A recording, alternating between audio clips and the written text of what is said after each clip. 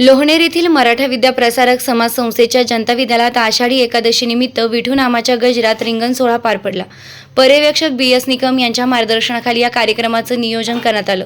सदर कार्यक्रम प्रसंगी सांस्कृतिक समिती प्रमुख सुनील यखंडे यांनी आषाढी एकादशीची माहिती देत वारकरी पंढरीला पायी वारी का करतात याविषयी माहिती दिली।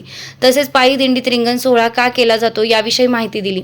या प्रसंगी विद्यालयाच्या विद्यार्थ्यांनी महाराष्ट्राचं दर्शन घडवणाऱ्या पारंपरिक वारकरी वेशभूषा साकारत डोक्यावर तुळशी वृंदावन व हातात भगवी पताका घेऊन टाळ मृदुंगाच्या तालात विठू माऊलीचा गजर करत खांद्यावर पालखी घेत दिंडीत सहभागी झाले। यावेळी विद्यार्थी व शिक्षकांनी रिंगण सोहळ्यात फुगडी सादर केली।